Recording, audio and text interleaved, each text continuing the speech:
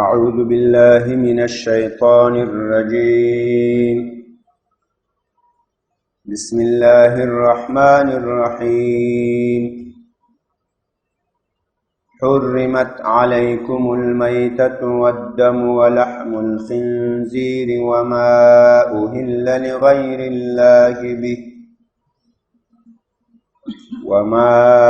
أهل لغير الله به والمنخنقة والموقوذة والمتردية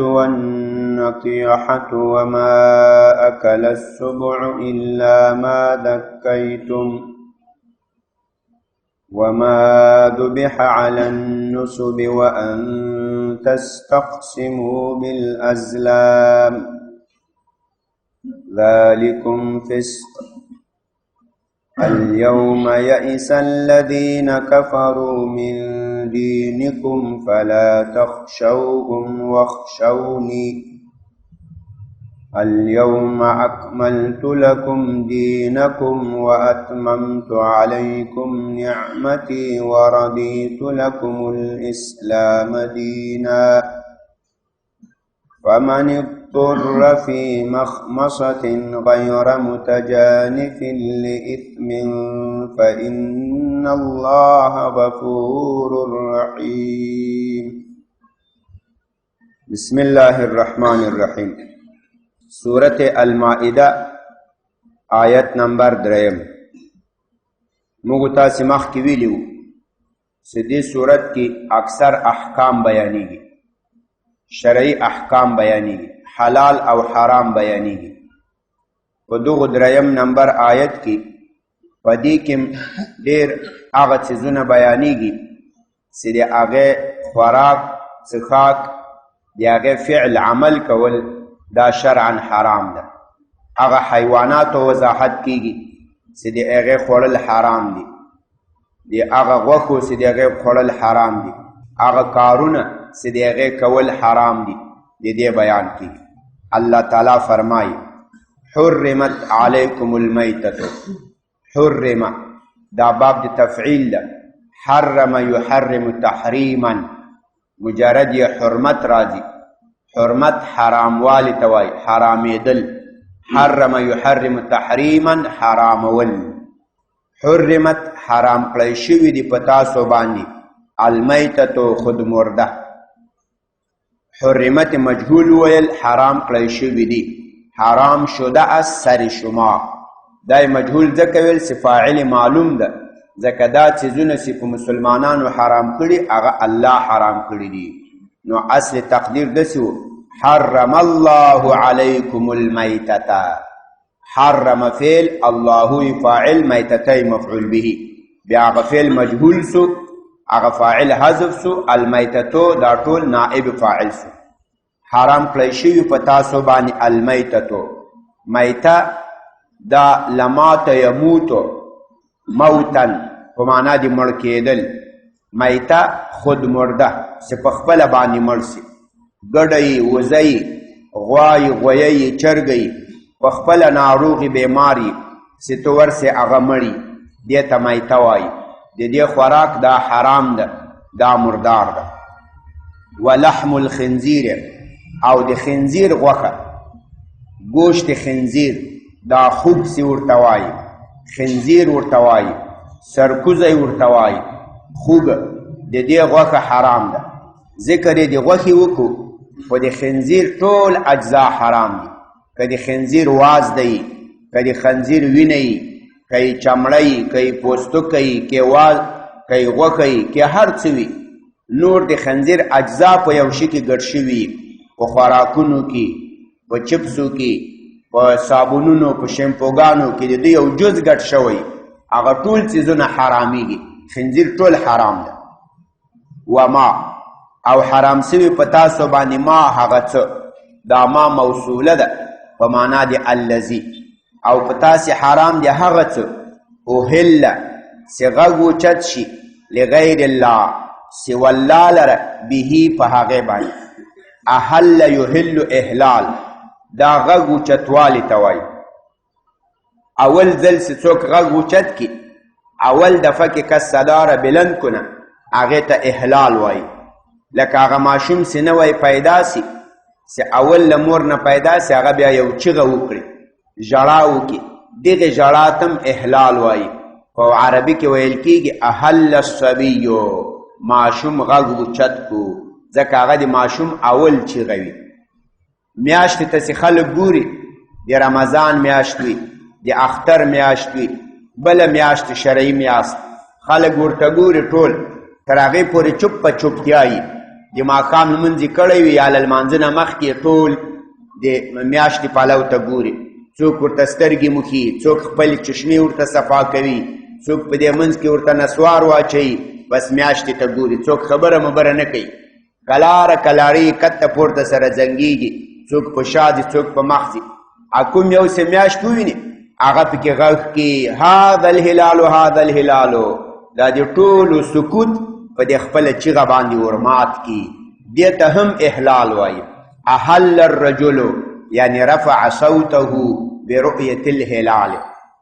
حج ته چې سړی لاړ سي احرام واچوي یو څادر لاندې بل څادر باندې 2 رکعته لمونځ وکړي چې له لمانځه نه فارغ سي لبیک اللهم لبیک غږ اوچت کړي نو بیا به وایي احل بالحج احرام یې وتړل غږ یې اوچت کو په حج باندې.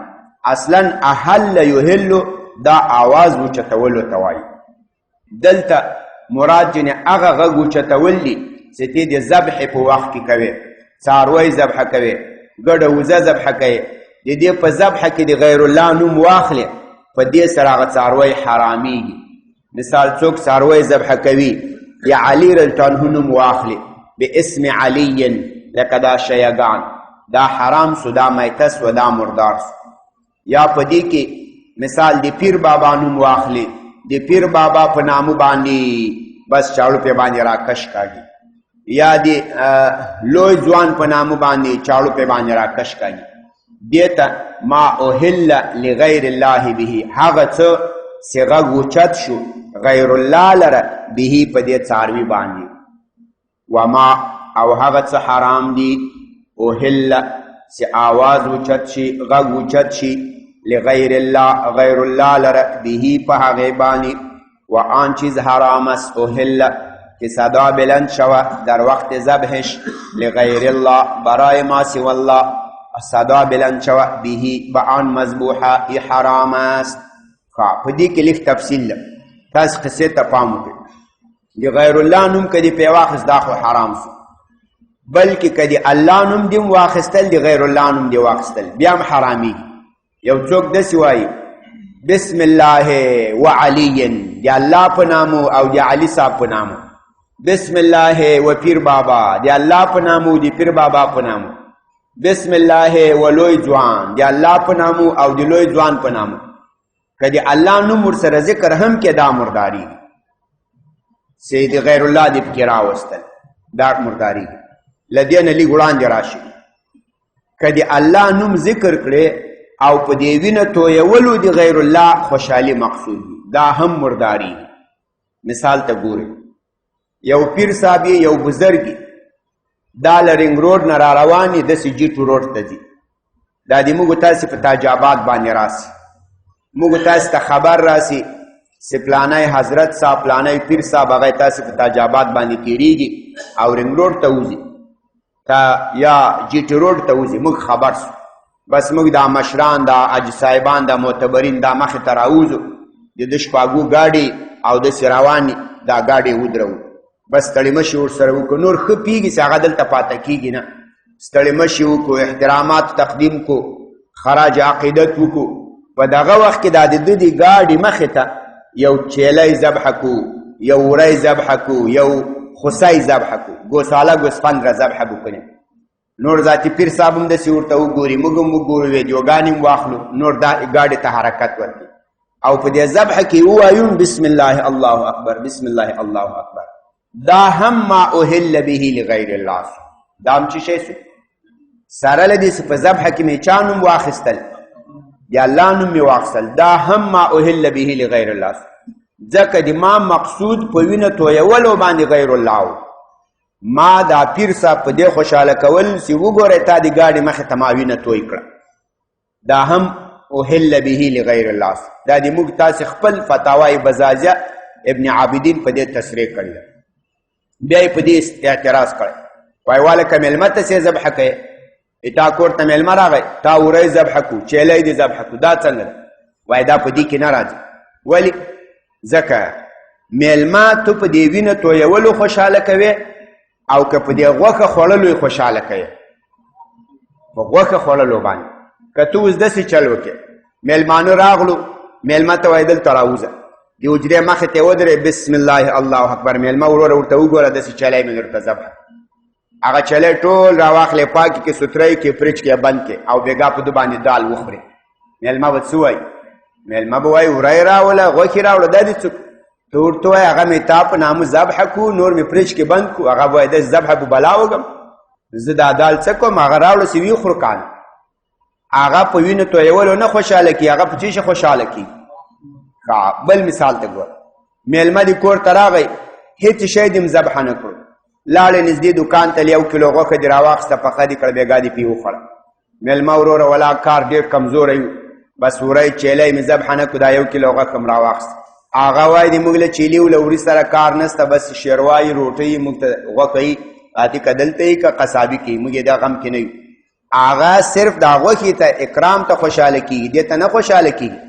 او هغه پیر صاحب دې ته خوشحاله سو چې د ما د ګاډي خټیرونو کې څه شی حلال سو، دا وری ذبحه سو، چیلی ذبحه سو، خوسی ذبحه سو، نور تم پیږي چې هغه دلته نه پاته کېږي، هغه هم پیږي چې دلته نه پات کېږي. دا احل به لغیر الله. نورو مثالونو کې ګورئ، دا بعضې ځایونو کې ناوې راسي، ناوې راسي، ناوې راوړي د زوم کور ته چې راسي، د خسر کور ته، د خاوند کور ته، هغه له ګاډي نه نه کوزېږي. که په ګاډي کې پخوا به په اسونو باندې وه، کجاوه کې به هغه به له کجاوې چې نه کوزېده، نه به کوزېده تر څو چې دا د کجاوې یا د آس یا د ګاډي د ټیرونو سره یو شی ذبحه نه کړي. هغه به نو غریبانو خلکو به یو چرګ ذبحه کول، مالدارانو به وری و چیلی و پسه و خوسی داسې خپل انداز ته به یې کتل. دا به بیا د ګاډي والا و، د آس والا به و، د کجاوې والا به، بیا به له هغې نه وروسته دې ناوې خپه په ځمکه کېښوله، وایي دا د وینه توی شوه، وینه څنګه شوه؟ ناوې برکتي شوه. دا هم احل به لغیر الله ده، دا هم حرامه ده، میته ده. ځکه دلته خو دې دا ناوې په وینه تویولو خوشحاله کړه، نور خو هغه خوري نه کان، هغه چا یوړ؟ هغه ګاډي والا یوړ. دا یو بل مثال کې ګوره، هغه د موږ تاسو پښتنو کې ډېر ده.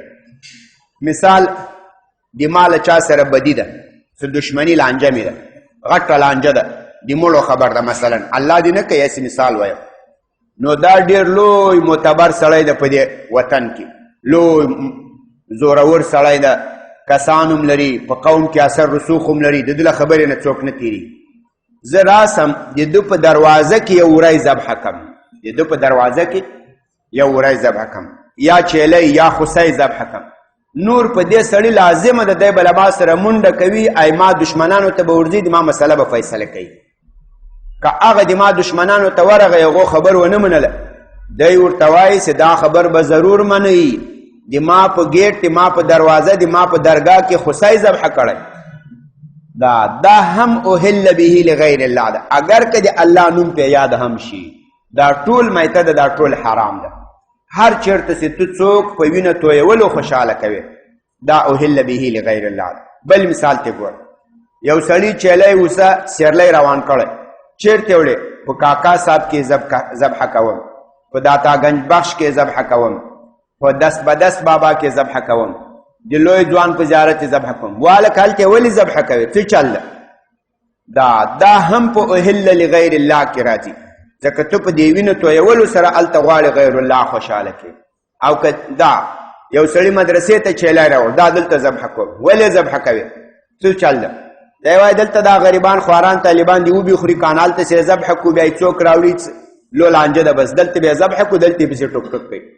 دې په وینو تویولو باندې طالبان نه دي خوشحاله کړي، په غوښه خوړلو باندې خو دا بیا په دې کې نه راځي.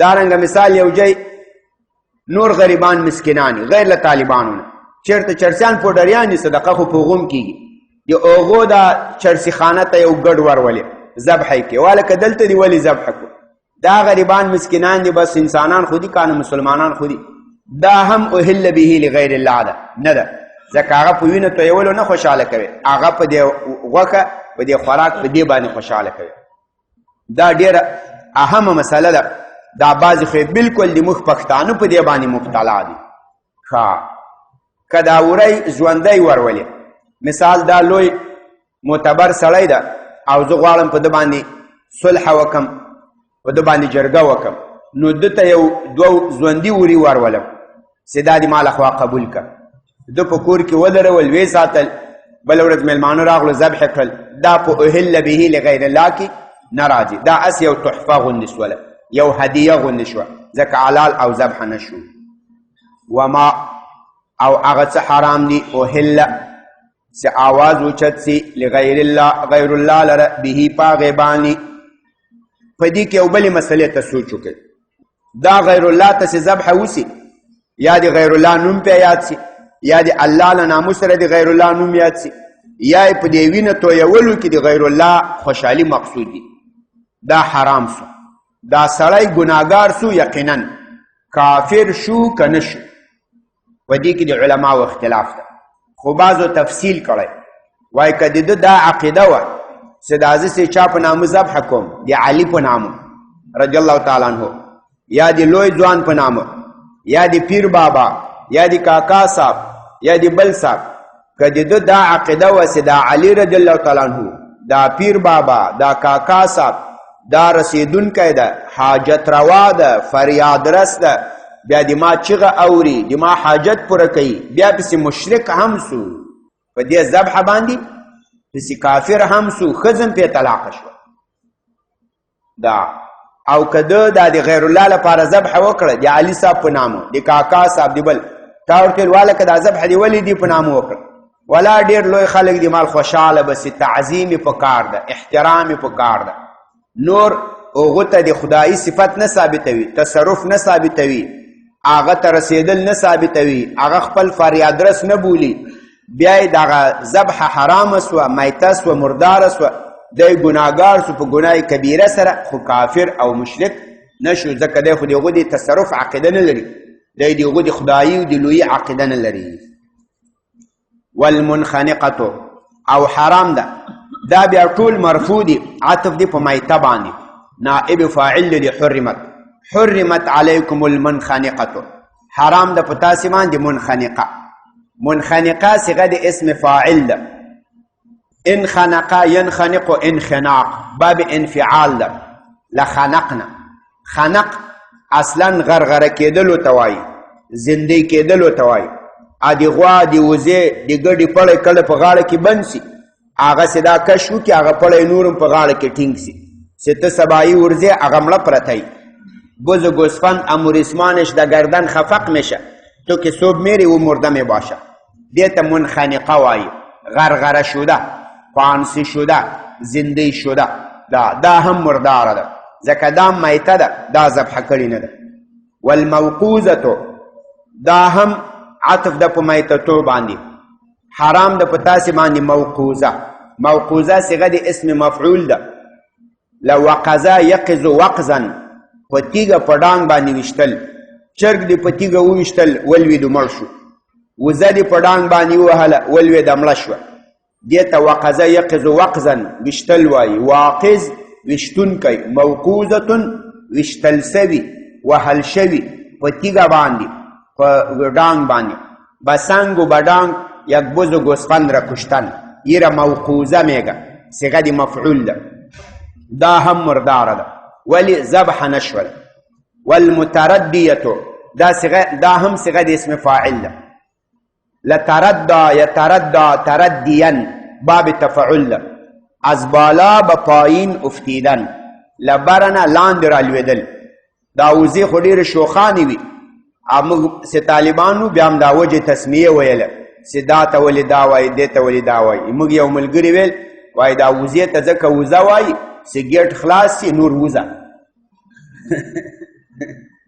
نو دا وزه خو ډېره ورانه یې کانه نو وزه وله بام ته ختلې وه بل وارې درز کته راولوېده چې تر څو ته ورتلې هغه مړه وه ختمه وه دې ته متردیه وایي از بالا به پایین افتیده. تردی یتردی لبرن لاندې لویدل، دا هم مرداره ده. والنتیحة نطحا ینتحو نطحا، نطحا نتیحه وزن دی فعیله ده په معنا دی مفعول، لکه ذبیحه په معنا دی مذبوحه. نطحا ینتحو په ښکرانو وگل بشاخ زدن. ناطح به اسم فاعل سی، نتیحه په معنا دی منتوحه، لکه ذبیحه په معنا دی مذبوحه، دا به صفت مشابه. دا په ښکرانو وگل. غواوله وزی په ښکرانو باندې ووگله چې ته ورتلی هغه مړه وه.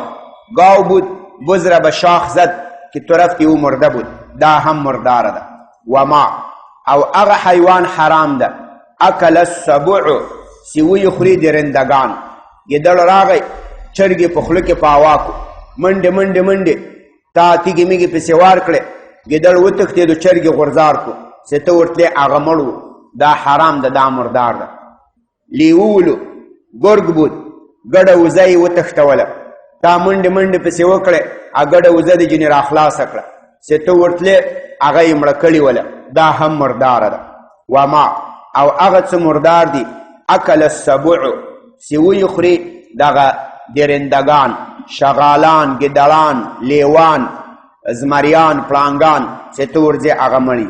الا مگر حرام نه ده ما هغه حیوان زکیتم چې تاسې ذبح کوي. ذکا یذکی تذکیه باب د تفعیل ده په معنا د ذبح. دا الا ما زکیتم دا راجع کیږي دا ټول مخکنیو ته. مخکې ویل والمنخنقه هغه حیوان حرام ده چې د هغې په غاړه کې پړی کلک بند شي، غرغره سي، زندۍ شي، غرغره شوه ښه چې ته ورتلې مثال د وزې په غاړه کې پړی کلک بند و چې ته ورتلې هغې له پښې خوځولې نور مړه کېږي. فلحال دې منډې کړې چاړه دې راوړه یا دې په جیب کې تیار چاړه وه، پړی دې ورته پرې کړو بسم الله والله اکبر چې دا غاړه دې ور پرې کړې هغې یو دوه پښې وخوځولې زورونه یې ووږل بیا پسې مړه شوه، دا حلاله سوه. دا څنګه سوه؟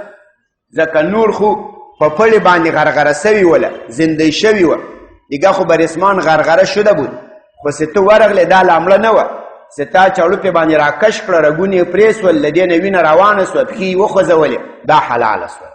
الا ما ذکیتم مگر هغه حیوان چې تاسې ذبح کوي، هغه که بیا منخنقه هم وي خو تا ذبح کو هغه حلال سو. والموقوذه چیلی دې په تیږه وویشتل درز راولوېدو پښې یې خوځولې نور ذاتې مړ کېږي. ته پوه شوې چې یاره مردار شو، پې ورمنډې دې کړې، له جیب نه دې چاړو راوایستله بسم الله الله اکبر ذبح دې کو چې غاړې رګونه دې ورته پرې کړل، هغه له غاړې رګونو پرې کولو نه وروسته لغتې ووهلې، پښې یې وخوځولې راوخوځولې، وینه جنې روانه سوه، دا حلال سو. اگر که په تیږه ویشتل سوی خو تا ذبح کو نو حلال سو. نو په ډانګ ویشتل سوی مردار ده الا ما ذکیتم مگر هغه چې تاسې ذبح کوي. والمتردیه وزه له بام نه راولوېده تا یې درز واورېدو چې ورمنډې دې کړی هغې پښې خوځولې پاڅېدی نه شوی، په چاړو دې ورمنډې کړې راوادې خستله ذبحه دې کړه، له ذبح نه وروسته وینه روانه سوه، پښې یې وخوځولې، دا حلاله سوه. له بامه لوېدلې ده خو تا ذبح کړه. والنطیحة غواوله وزه یې په ښکرانو ووږله ایستې خطا کړه، هغې نور پښې خوځولې مړه کېدله، تا چاړو پې راواخسته ذبحه دې کړه، دا حلاله سوه. وما اکل السبع او هغه حیوان چې هغه خوړلی وي ځناورانو، چرګولو ګیدړ درنه وتښتول، تا پسې منډې منډې چرګ دې جنې خلاص چې خلاص دې کو هغه پورته پورته غورځېدو، له جیب نه دې چاړو راوایسته حلال دې کو چې مردار نه شي، بس چې غاړې دې ورته پرې کړې وینه روانه سوه او د یو وم خوځېدو، بس دا حلال سو. نو دا دې ټول ته راجع ده، هر یو سره الا ما ذکیتم تاسې ویلی سي، الا ما ذکیتم را با هر کدامیش خوانده میتانید. وما او هغه شی حرام ده ذبح علی النصب چې هغه ذبح شي په نصب باندې. دا مشرکینو د خپلو خدایانو په خوا سره بعضې تیږې ودرولې وې، مثال دلته به د دوی بت ولاړو، لات، منات، عزا، هبل، بل وبل، دا بت به ولاړو په دې له خوا سره به یې یو بله تیږه ودرو اچولې وه، په هغې تیږه باندې بیا ذبحه کوله، د دغو بت لپاره به په تیږه باندې ذبحه کوله. او د دوی دا عقیده وه چې په دغې تیږه باندې ذبحه وکړي، دا کوم چې د بت په خوا کې لګېدلې نصب شوي ده، په دې باندې ذبحه ډېر ثواب لري، زر رسیږي د خدایانو ته. دا هم حرام و. نصب دا جمع د نصاب په معنا د نصب شوي، نصب شده. یو تیږه یو شی چې چېرته نصب کې مضبوطي کې وما. او هغه شی حرام ده چې هغه ذبحه سي علی النصب، په هغه نصب شوو په هغه لګېدلو تیږو باندې کوم چې به د بوتانو خواته نصب شوي ولې. تر همدې چې پورې بس ده. دې په دې پاته اجزاو کې هم تفصیل ده، هغه به انشاءالله سبا ته ووایو. دې آیاتونو موږ تاسې ته دا درس و عبرت سو. په دې کې ټول محرمات بیان شول، نو موږ تاسې باید هغې ته سوچ وکړو. هغه شیان باید ونه خورو، له هغې نه باید ځان وساتو. دا عزتمندو دا عبادت دا صرف او د سلمونځو دا نه ده، دا هم عبادات دي، خو دا نه کول هم عبادات دي. هغه څه چې الله حرام کړي هغه به نه خورو، هغه به نه استعمالو. داسې به نه وي چې موږ به لمنځونه کوو، که په حرامو باندې بر سو بیا به هغه خورو. لمنځونه به کوو، که د خنزیر غوښه وه هغه به بیا خورو. نه، که لمنځونه به هم کوو، روزې به هم نسو، حرام به هم نه خورو. هغه څه چې الله حرام کړي هغه به هم نه خورو. دا ټول عبادات دي. ادخلوا فی السلم کافه. تاسې وایه په دې اسلام کې ټول داخل سئ. داسې به نه کوئ چې یو ځای به منو بل ځای به نه منو. سبحان ربک رب العزة عما یصفون وسلام علی المرسلین والحمد لله رب العالمین. یا الله دا د قرآن کریم ترجمه تفسیر په خپل حضور کې قبول و منظور کې. که څه زیادت و نقصان شوی ته موږ ته معافي وکړئ. یا الله له حرام و له ناروانم خپل حفظ و امان کې وساتې. حلال روزی حلال نفقه خرچم نصیب کې. بچیان لورګان راته نیکان صالحان کې. حاضر مجلس باندې خپل فضل و رحم وکړئ. دا طالبان قاری صاحبان د دین حافظان د قرآن حافظان د دین عالمان با عمل خادمان جوړ کړي. افغانستان کې د امریکایانو د ظالمانو په لاس باندې ډرون حملو کې ډېر مجاهدین شهیدان شوي دي په مختلفو ځایونو کې. بعضې موږ ملګري انډیوالانو دعا وکړي الله تعالی د شهادتونه قبول منظور کړي. خپلوانو دوستانو ته د الله تعالی اجر و ثواب ورکړي. باقي مجاهدین د الله تعالی په خپل حفظ و امان کې وساتي. که په سنګرونو کې دي، که کورونو کې دي، که نور ځایو کې دي، بندیانو ته هم دعا وکړي الله تعالی دې په خپل حفظ و امان کې وساتي. الله تعالی دې دې ظالمانو له ظلم نه په خپل حفظ سره نجات ورکړي. الله تعالی دې دا ظالمان په کاڼو وړاندې کړي. وصلی الله تعالی علیه